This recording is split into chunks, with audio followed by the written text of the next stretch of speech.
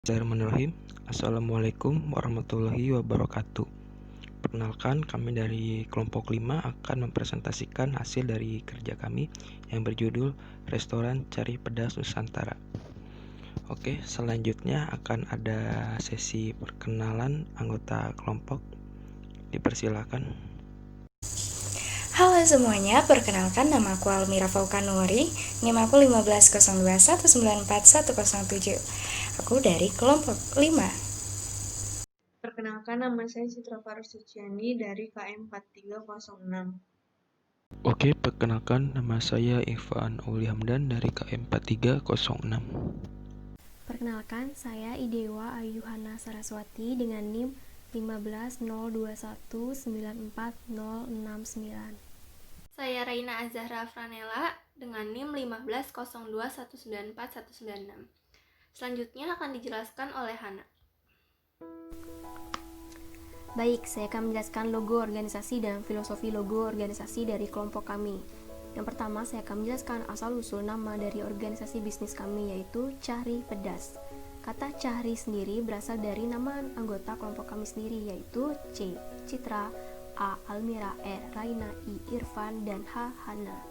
Dan kata pedas sendiri mengartikan sebagai kegemaran kami berlima dalam mencari makanan yang memiliki cita rasa pedas.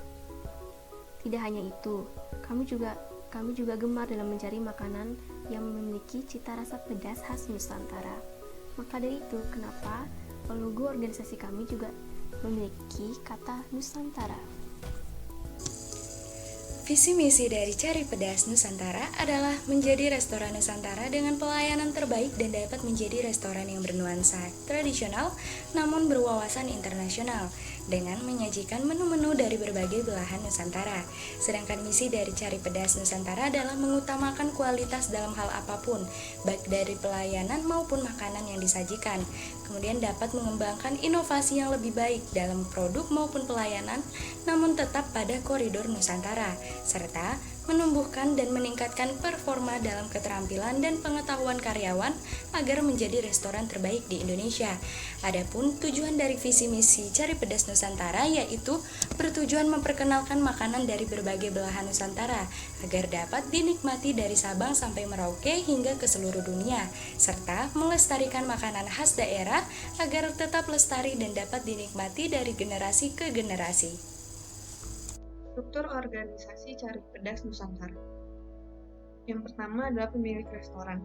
Pemilik restoran bertanggung jawab untuk mengkomunikasikan dengan jelas setiap aspirasi, harapan, dan tujuan dari restoran tersebut.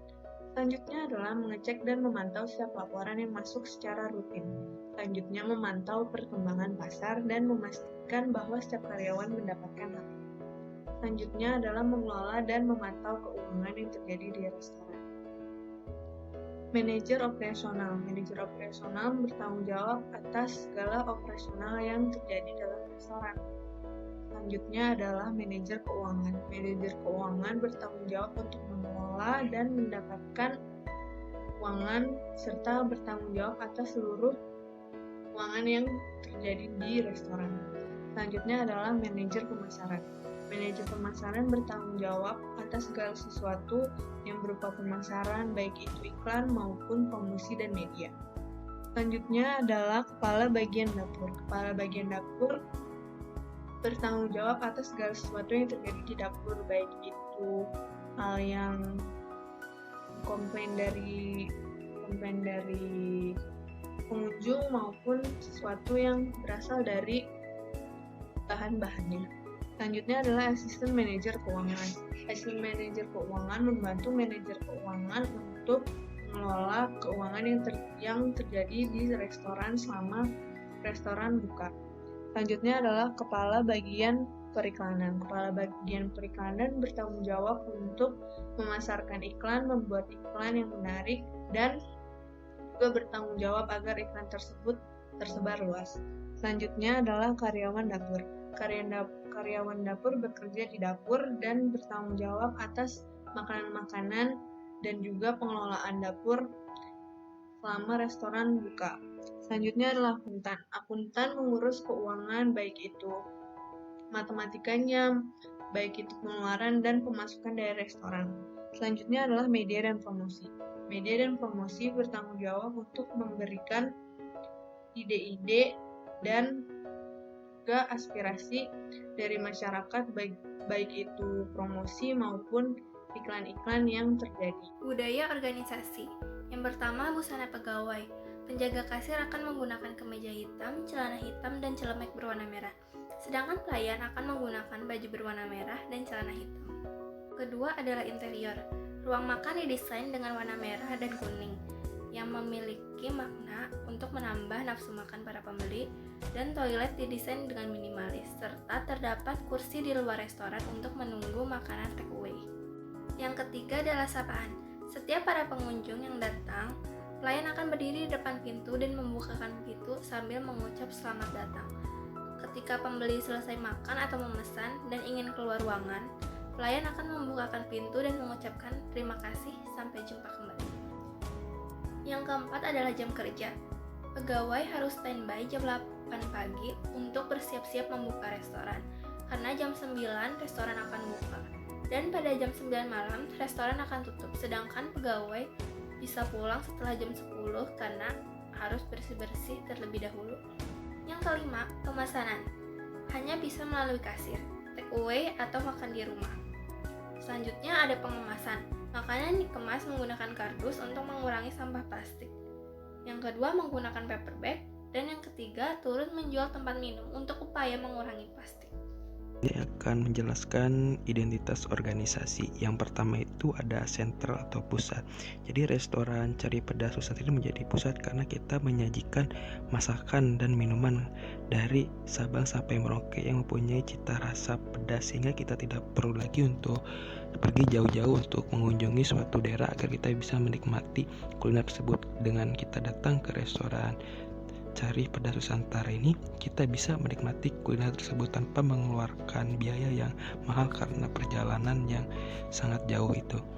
Jadi dari rumah makan ini kenapa menjadi pusat, karena kita menyediakan menu masakan dari berbagai daerah dari Sabang sampai Merauke dengan cita rasa yang pedas. Terus yang selanjutnya ada distinktif atau khas. Yang menjadi ciri khas restoran ini dengan restoran lainnya adalah dari masakannya. Karena masakan di sini adalah masakan dari berbagai daerah dari Sabang sampai Merauke dengan ciri khasnya masing-masing. Terus terutama kita di sini menonjolkan rasa pedas dari kuliner tersebut agar orang-orang juga bisa merasakan sensasi rasa pedas itu seperti apa. Terus juga kita di sini menggunakan teknik yang masih sangat tradisional, sehingga cita rasanya pun seperti aslinya yang ada di daerah tersebut. Dan cara penyajian makanannya juga pun kita dengan prasmanan gitu, menyajikan berbagai makanan yang didominasi rasa pedas yang ada di Nusantara. Oke, selanjutnya itu ada enduring atau bertahan lama. Restoran ini akan bertahan lama karena di sini kita menggunakan juru masak atau chef yang sudah handal dan sudah menguasai bumbu-bumbu dari masakan tersebut. Dan juga dari si chef ini kita ngambil dari daerahnya masing-masing gitu yang sudah menguasai masakannya. Jadi si chef ini sudah handal, sudah menguasai resep masakan ini. Jadi teknik memasaknya pun masih tradisional gitu. Kita tidak mengurangi dari takaran bumbu sesuai dengan resep aslinya, sehingga kita tidak mengurangi cita rasa keaslian dari masakan tersebut itu, agar si pelanggannya pun tidak merasa kecewa kalau misalkan kita mengurangi saja sedikit takaran dari bumbunya. Pasti itu akan berubah gitu, rasanya tidak akan sama atau kurang nikmat itu rasanya, dan para pelanggan pun pasti bakal kecewa gitu dan gak akan datang lagi. Tapi sebaliknya kita bakal terus konsisten, kita bakal tetap mempertahankan cita rasa dari resep masakan tersebut, sehingga para pelanggan itu bakal datang lagi dan menjadi pelanggan setia.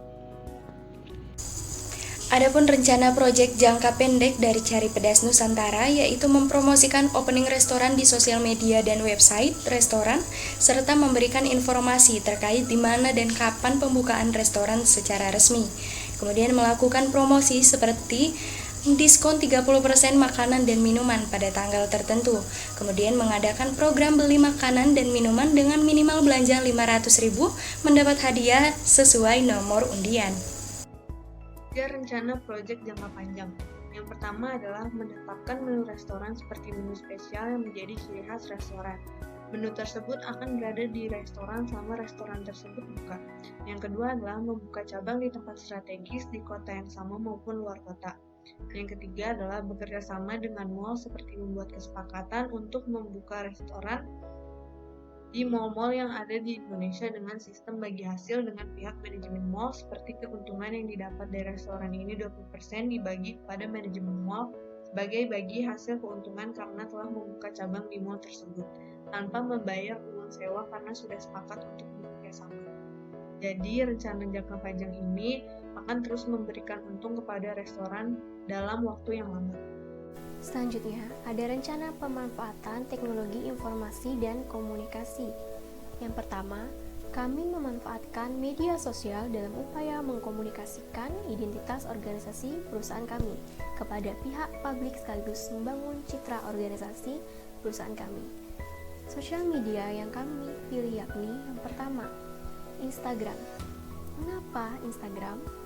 Karena di era sekarang, Instagram menduduki peringkat kedua dari media sosial yang memiliki pengguna atau user terbanyak dibandingkan media sosial lainnya. Selain itu, penggunaan Instagram sangat memudahkan kami dalam memperkenalkan identitas perusahaan kami, yakni sebagai restoran prasmanan yang memiliki ciri khas yaitu makanan yang memiliki cita rasa pedas dari Nusantara.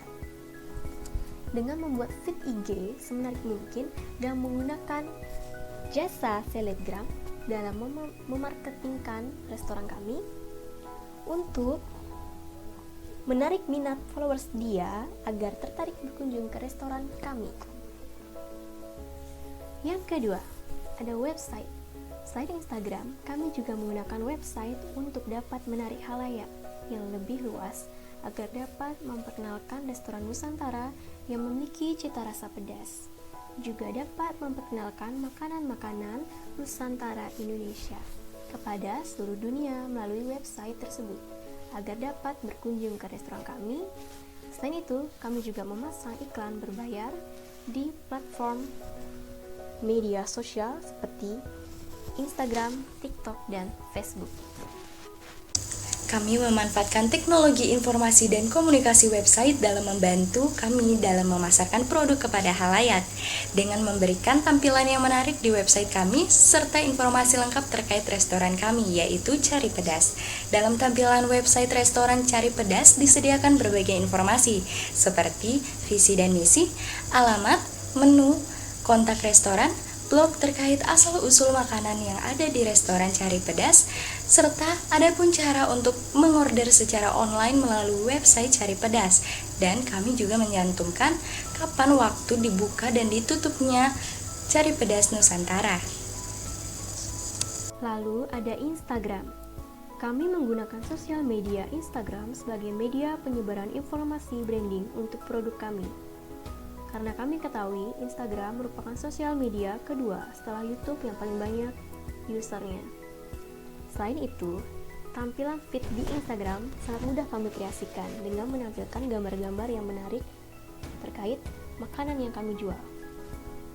Dengan begitu, menarik minat user Instagram yang lain untuk mengunjungi beranda Instagram kami. Nah, selain itu, Instagram membantu kami juga untuk bekerja sama dengan para selebgram dengan e-poster yang telah kami sediakan. Pada video iklan kali ini kami bekerja sama dengan Google Ads untuk menampilkan iklan pada beberapa aplikasi seperti YouTube.